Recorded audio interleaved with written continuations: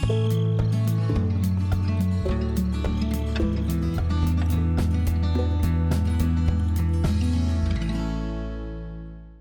everybody, welcome to Gelvin Valley for Farming Simulator 15.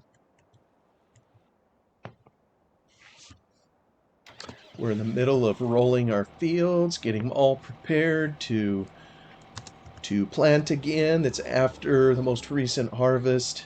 I think I explained in a previous video why we're just doing rolling. This particular roller happens to put down a nifty little cultivation texture. We're really not cultivating, we're just rolling. I think the last time when we planted, before planting to prep the soil, we did some deep ripping, which pulled up some rocks. And we're not doing that this time. We're just giving the fields a quick roll. And I want to say again, the reason I'm doing this is based on something that I saw a farmer in the UK do. His name is Harry's Farm, or that's the name of his YouTube channel. I think I'll link that in a previous video. So I can't say I've seen that practice done around here. There's usually quite a bit more that's done, but that's what we're doing here to get our fields ready. I've been considering, even off cam, just what I'm going to do with this little farm and just how much in the hole I'm willing to go to, or how much in debt. There's a number of properties I'm looking at. I'm trying to pick some of the cheapest ones that have some significant size, if you will, to where we can boost production and whatnot. And so we'll see, just what we get to. I kind of should have, or maybe should have done that before renting this roller, but oh well. I'll work it out. Looks like, you know what, I don't even have that much longer to use this particular roller. So, man, I wonder just how long it is going to take me to go over the whole place. So, and I'd like to get a few sheep, I think. I think those are the easiest animals, livestock to get into.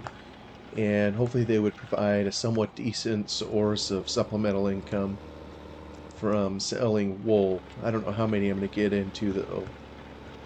But for now, I'm just in the middle of preparing fields and trying to get things ready for another planting. And that's something else I need to figure out. What exactly am I going to plant?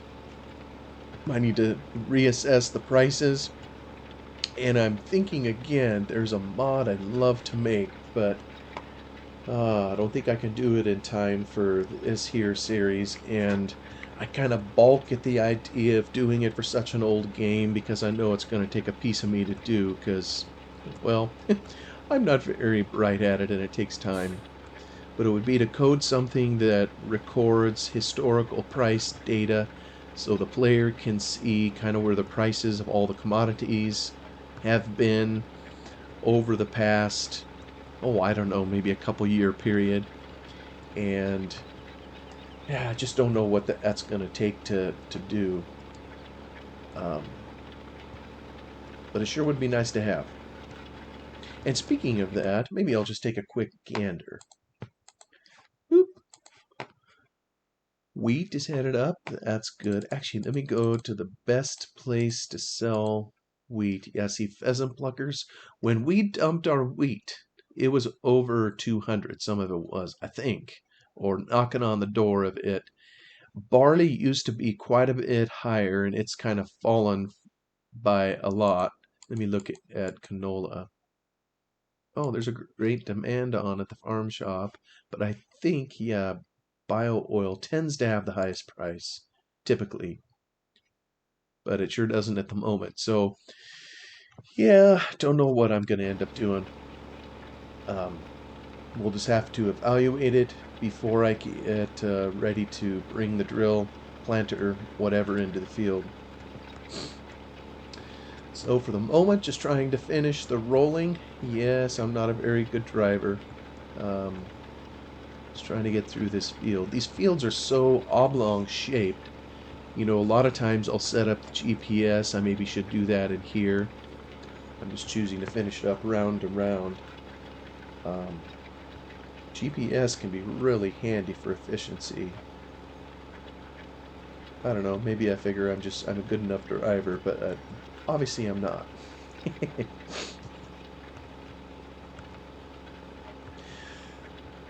So, the past few episodes, several episodes, actually by my count this would be the 6th, I've been having a high old time, kind of ranting and raving about some of my pet peeves.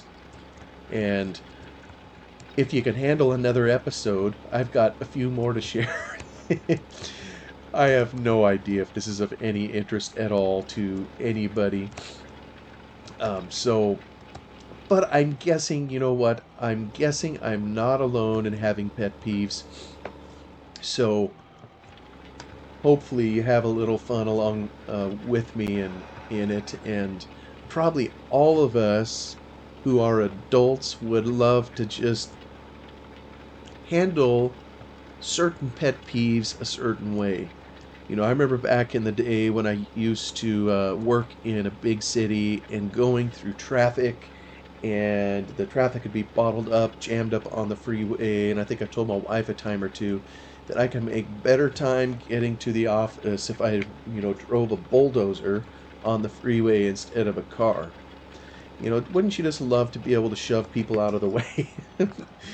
But of course, we can't do that, so or the consequences of doing such things are more than what most of us would prefer to bear. So I think the last one I went over was a text speak.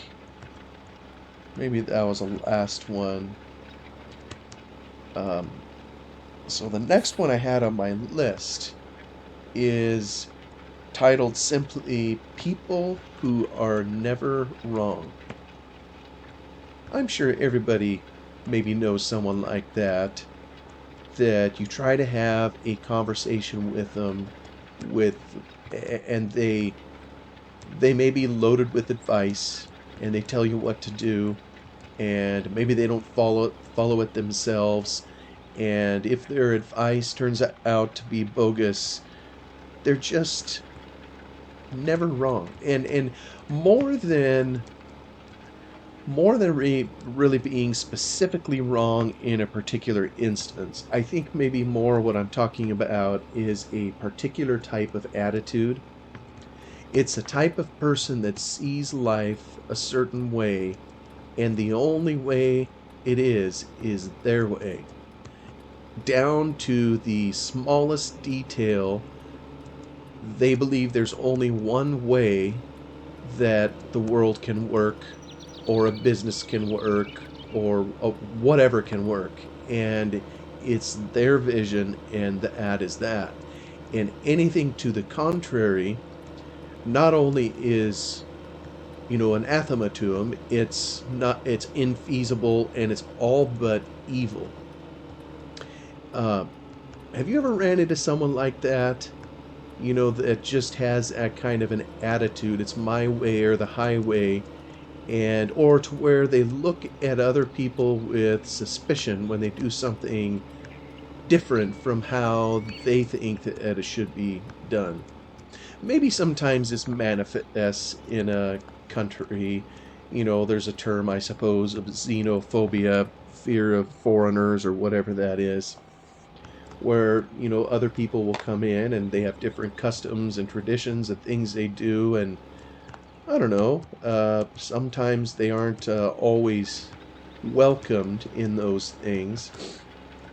So I suppose it could apply there, but that would almost be in some ways more understandable than the type of person I'm thinking of, where it genuinely is something different. Whoa, what's going on here? I did not mean to do that. Deactivate. Hey, I didn't know I turned on creating a new fields. Whoops. How bag of a booger did I do? Okay, so when I come in here with the drill, I should probably try to fix that by planting a little grass so I don't confuse auto combine and Whoopsie daisy. I'm going to make sure I didn't inadvertently turn anything else on. Okay. Yeah, because this has a cultivator built into the roller, it has the capability of digging up rocks, which, haha, would never happen in a million years. At least not that I'm aware of, that a roller would dig up rocks. Um, it would smash rocks, it shouldn't dig them up, but I still need to turn it off to make sure it doesn't do that. Anyway, the kind of person I'm, thinking of, maybe it's a type of arrogance, fear, maybe it's fear, to where someone has so much anxiety they have to control every variable in their life, all the way down to basically controlling you.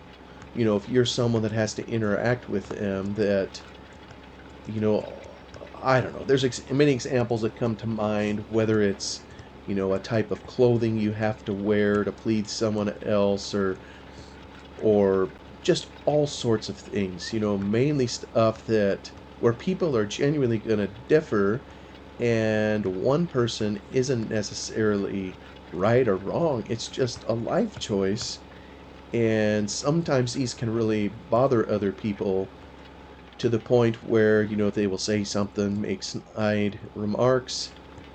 Oh, can you make it up this hill, tractor? Come on, you can do it. And, so whether it's that, whether they control variables, you can't hardly have a conversation with them about anything. And it's like their mind has this gigantic filter in it where everything needs to run through as they take it in. So you may be talking about something mundane, and you can almost tell by looking at their face that they're processing what you just told them and trying to figure out whether it's something appropriate and whether they can, well, I'm not sure what they can, whether they can adopt it or be happy with it, or whether they need to make a fuss about it or indicate that they want no part of it. I don't know what I'm trying to say. Just somebody who is always right, and it's almost like they have surrendered critical thinking. Boy, I need to add some weight to this here. What is wrong with the roller? Yeah, I know I took some weight off just so I could pull this with my little tractor here. And now I'm paying the price. This thing is kind of flopping all over. It's almost like they have surrendered any ability to critically think. And all they have, like I say, is a type of filter. And if something goes into that filter and it doesn't recognize what it is, because, like, it's kind of like the person in a company that says, well, that's not how we do it, or we've never done it that way before. It's like, well, okay, that's a fact, I guess. Maybe something hasn't been done that way before, but does it matter? Is there a reason we can't do it a different way if it saves time, costs money, or whatever? And, so that can happen in an organization or whatever, but it can happen in all walks of life, whether families, church, or whatever, where you run into this kind of an attitude. And maybe sometimes it's, all of us have buttons that can get pressed. There's ways all of us like to have things. And so, I'll be honest, maybe sometimes this person is me, and maybe there's something I would prefer to handle a different way because it's just out of my comfort zone, not something I'm used to. But I hope when those things happen that I'm at least honest enough to say it that way and not make the other person feel just like an idiot, or at least have a reason and try to challenge my own thinking, when this kind of thing happens, and say, well, I feel uncomfortable with this. Well, why? What's the reason for my discomfort? Does it matter? Um, those kinds of things. But like I say, I mean, this was kind of all started talking about a pet peeves. It seems there's that kind of person out there that is just difficult based on their worldview, their outlook, or whatever, and you can't hardly have a conversation about anything, making a decision, or just talking about a philosophy, or just talking, period. Some situation that you have, and you can just see the wheels grinding in their head, that they're trying to figure out how to respond based on their limited uh, limited worldview or limited outlook. And I I have some things in mind that I can't really say here. I don't feel comfortable sharing them. Yeah, there I say I'm uncomfortable sharing them. Because maybe who knows who may ever hear this. Um, but I'm positive probably most people listening to this know somebody like that. But who knows if it's one of your pet peeves. And what do you do when you have a pet peeve like that? Especially, let's say it's someone you work with, or if it's a family member, or, the point is someone in close proximity that you got to be around a significant period of time, and isn't just someone you can throw out of your life, totally ignore, or whatever. You have to figure out a way to work with or be with them. It can be really frustrating. And I know for me, I think I tend to just shut down, avoid interaction if I can, and keep any interactions we have as brief as possible, just for my own sanity and peace of mind. And that honestly, that isn't optimum. I hate having to admit that. That's just probably me and my own weakness, self-preservation, whatever you want to call it. But it's hard for me to learn how to deal with that. People who are never wrong. Pet peeve. Next one I have on my humble little pet peeve list is sanctimonious people.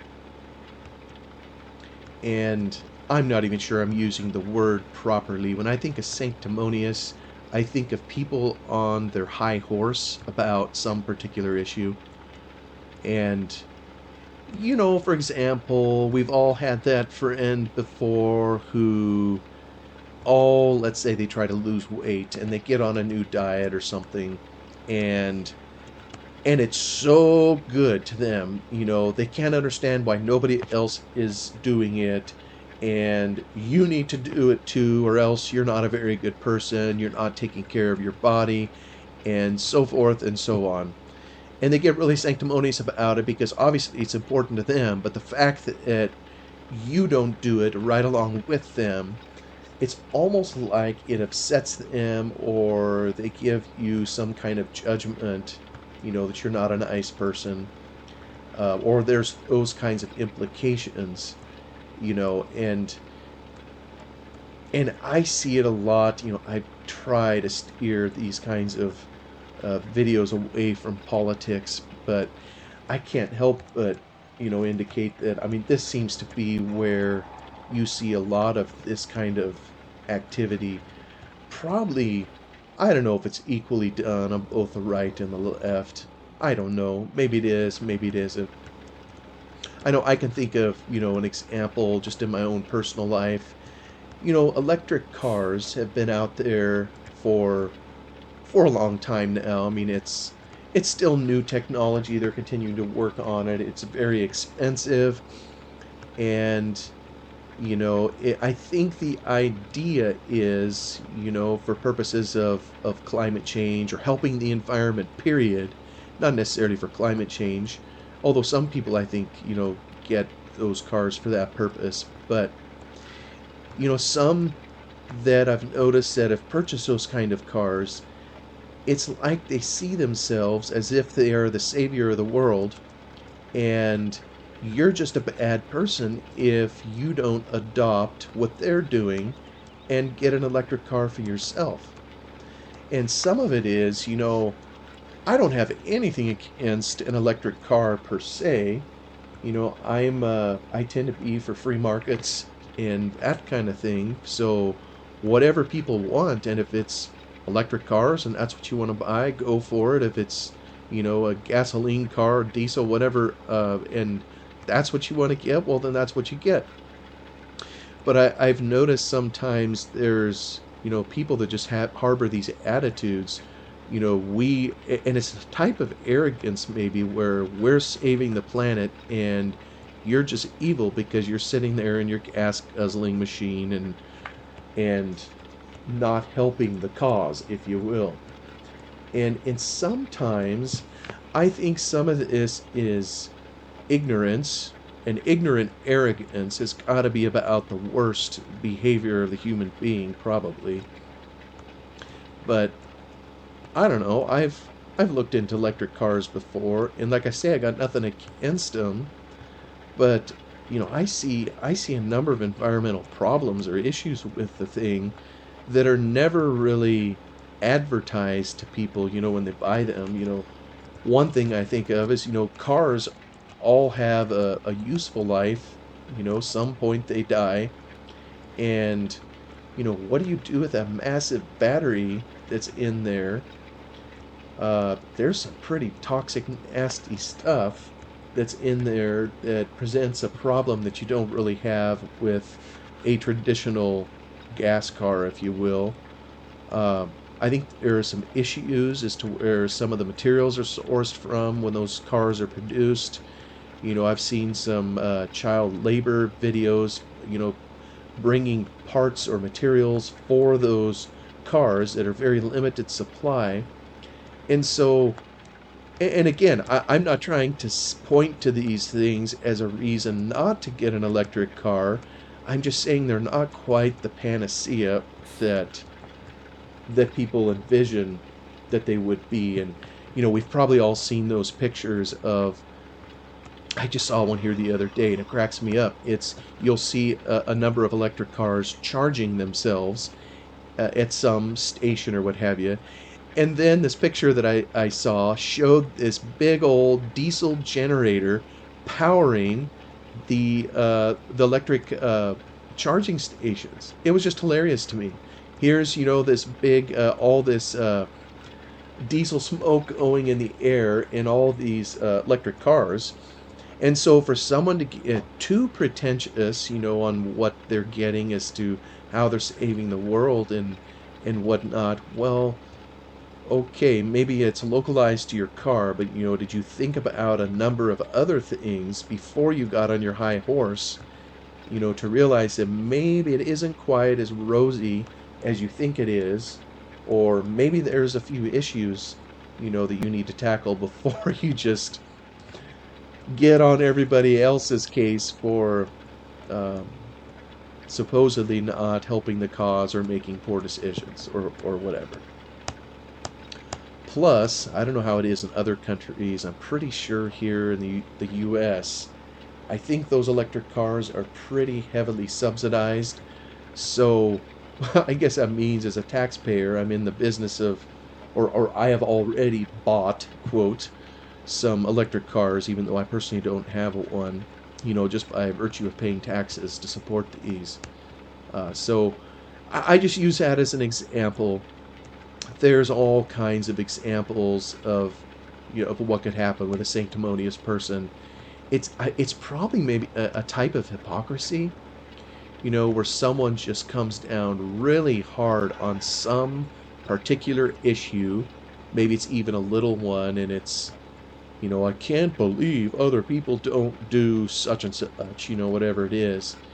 And then it's not that long where they're unable to see their own hypocrisy, where they do the very thing that they say they hate seeing other people do.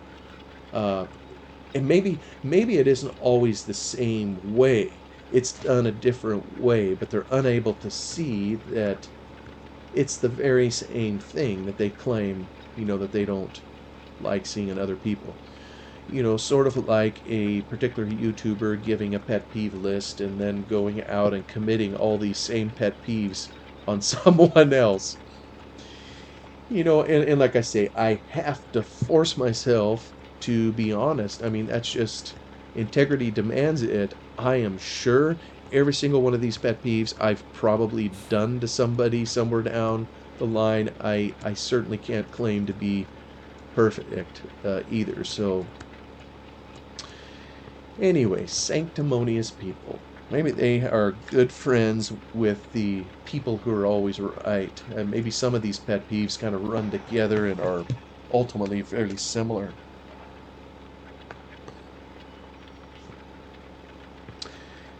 Another one I have here is misspell misspelling of a name or overly focusing on a name.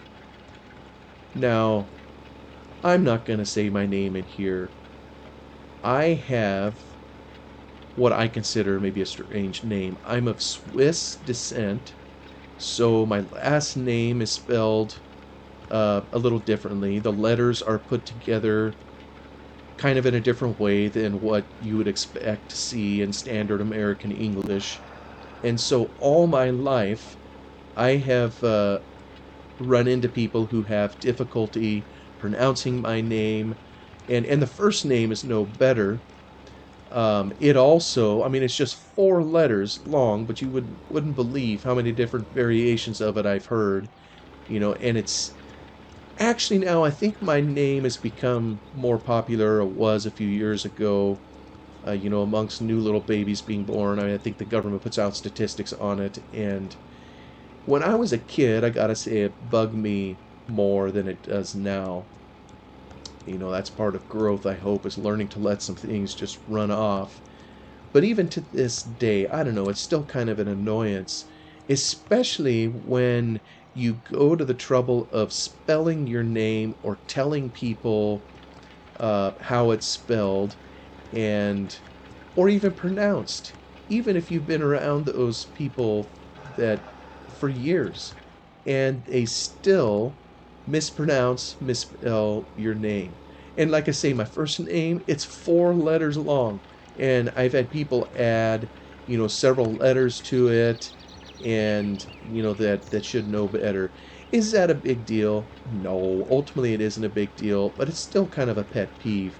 And probably part of it has nothing to do with the misspelling of the name itself.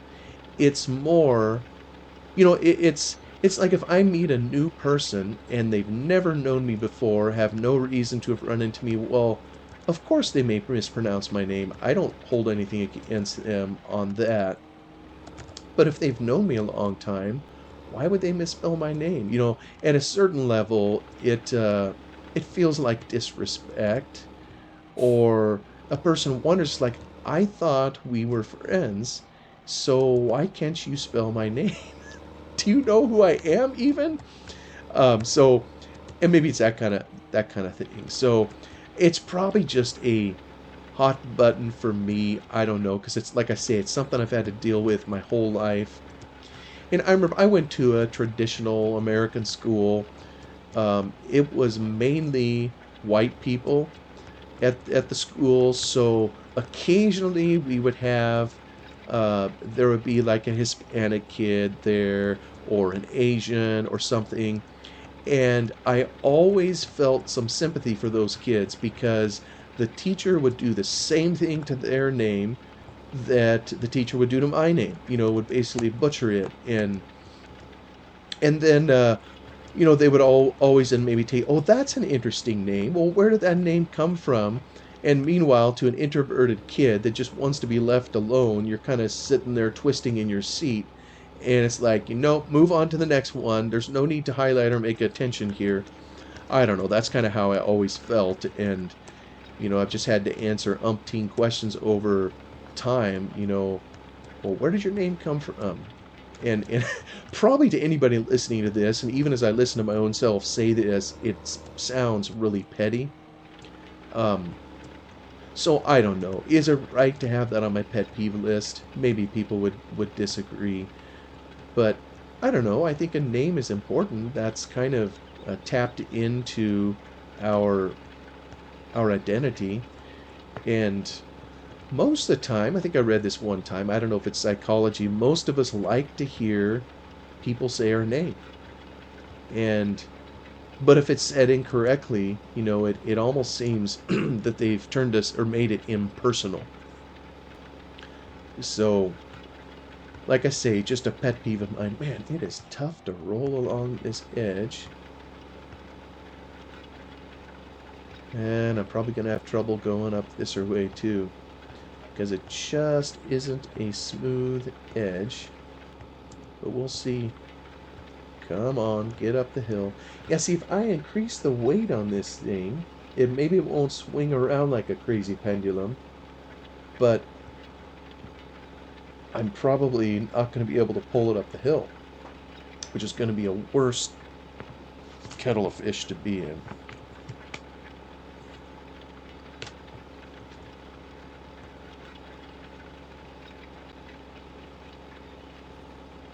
Yeah, I think I got a little too close to...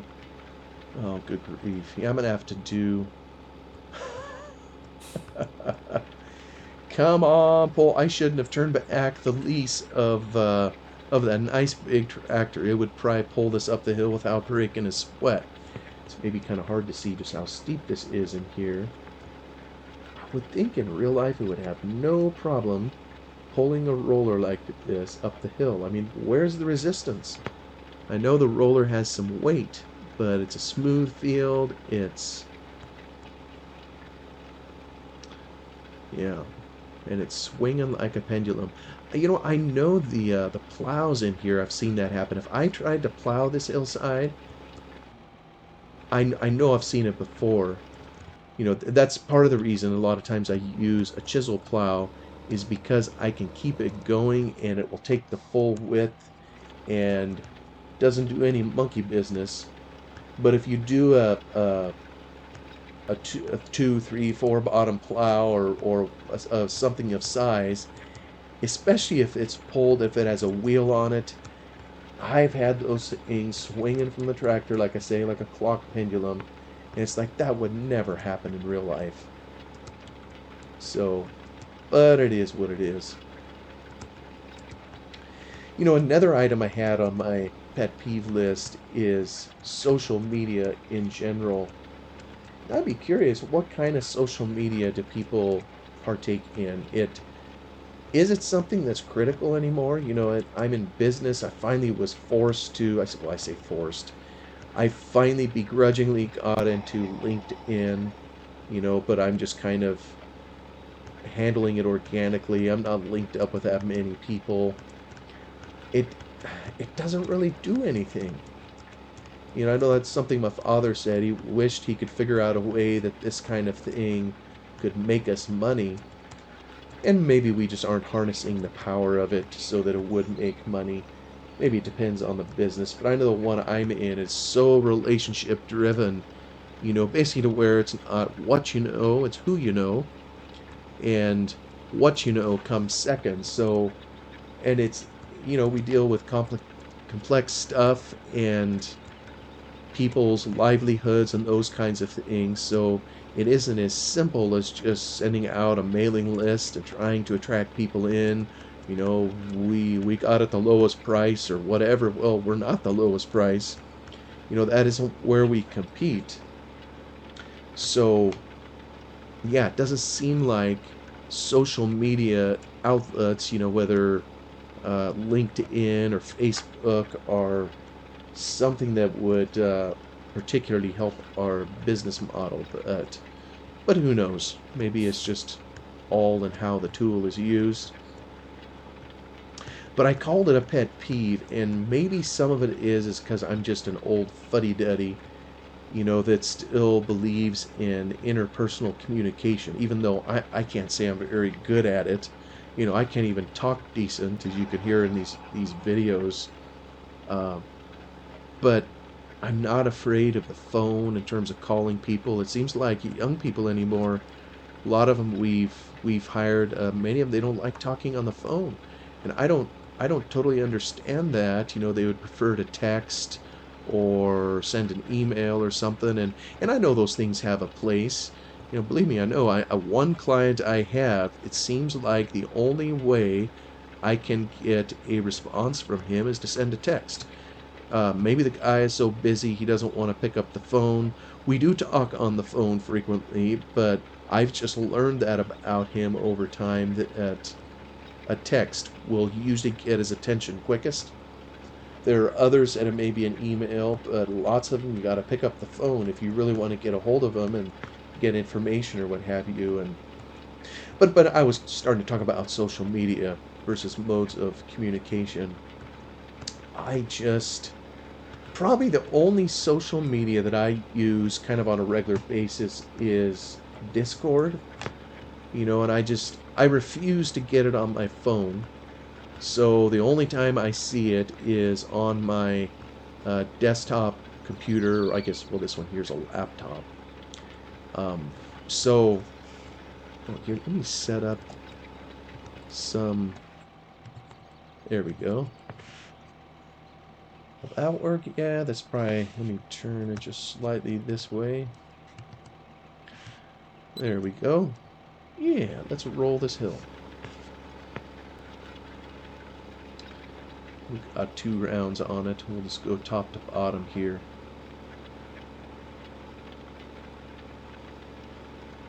But like so many things, and that this is probably just human nature, the Facebook I think of particularly, or we talked about sanctimonious people, the whole idea of tweeting. Um, Here's my opinion on something, and I want the whole world to see. Of course, someone may say and point it out, and they'd be right. Well, you have a YouTube channel and listen to you pontificate about all this stuff, so that would be a fair point. And maybe YouTube is a type of social media in that regard. I don't know. But it's just, and I know you read articles on this, the Facebook, where there's people experiencing depression or whatever because they look at what their friends are doing or the things they have, and it's a facade. People are putting these pictures on there of places they're going, or only sharing, they're selectively sharing life. And can you blame them? I mean, who wants to just put all their problems out or their dirty laundry out for everyone to see? Yep, I'm going through depression again, going to see the doctor, and, my wife is divorcing me. And I mean, who wants to put all that on there? Maybe some people do. But I mean, that isn't what people share. They tend to say, just got promoted at my job, or look at this vacation we went on, look at this brand new car that I have. All these maybe, I guess, so-called positive things. But of course, even with all the positive things, they maybe still don't tell you all the facts. Okay, nice shiny new car, but did you see the debt that I had to sign on to in order to get it? And it kind of seems to create this false sense of reality, that makes other people feel bad. It's like, oh my goodness, I'm just losing in life, and all these other people have it so much better than me, when the truth of the matter, probably it isn't quite that way. And where this not only it screws up 2 kinds of people, the people that observe this and the people that got to put all that on there to feel good about themselves, or whatever. Almost like it fosters a keep up with the Jones mentality. And I think they've done research even on the Facebooks of the world as to some of the addictive behavior that it can bring on, or some of the abuses, where some young people use it, and maybe there's bullying that happens on it, just all sorts of things. But I don't know, maybe that isn't even something to call a pet peeve, because, I do have a Facebook account. I hardly ever sign into it. I kind of have it as a placeholder, if you will. A number of years ago, my high school, I think, well, maybe they did it again here recently too. They organized like a class reunion on it. And it's like, of course, that's a perfect avenue for it, to try to bring a bunch of people together, because probably a lot of people have a Facebook account. So it is useful for that. Or, I know our family uses something called WhatsApp, just for family communication, between my wife and my kids, sharing pictures, stories, and this kind of thing. But it's something only our family sees, and there's really no need for anyone to feel bad or jealous or whatever. I mean, we're just all trying to make ends meet and live life and try to support one another. So maybe what I'm talking about more is the broadcast approach where the whole world sees it. It's more than just family communication. And maybe that's part of it too. It almost seems like the social media has, which is counterintuitive, but it almost seems like they have killed communication between people. That the expansion of tools that we have to communicate has somehow ruined it. So I don't know, maybe that's just my own opinion and observation, but I am proud to say in Facebook, I have never left a post anywhere or a comment, nor have I ever liked a single comment made by someone else. I have an account, but there's really no tracks, and I'm hardly ever on it. I think probably about the only time I go on there, or something that would induce me to go on there, would be, if it sent me an email uh, by Facebook saying that someone had left me a message on there, and maybe that's part of the reason I have it is, if it's a former school acquaintance or whatever, that might be the only way we would have to communicate, if they don't know where to find my email address or phone number or whatever. So I don't know, maybe that's just my own quirk, but I know maybe the pet peeve part is the people that live on there and live to share everything on there with the whole wide world. Of course, again, someone may say, well, isn't that what you're doing on YouTube? Maybe in part. I hope I'm clouding enough details that it isn't just airing the whole thing. But and then, people also that, just get upset because their life isn't perfect like they think someone else's is. So, not real wild about social media. But you know what? I didn't even turn my timer on this time. I totally forgot about it, but I'm pretty sure I have marched over 30 minutes. So, I think what I'm going to do is I'm going to park this here tractor and we're going to call the episode good. Thank you so much for watching this for a little bit and listening to an old man rant. Really appreciate you stopping by, and I will see you on the next one. Goodbye for now.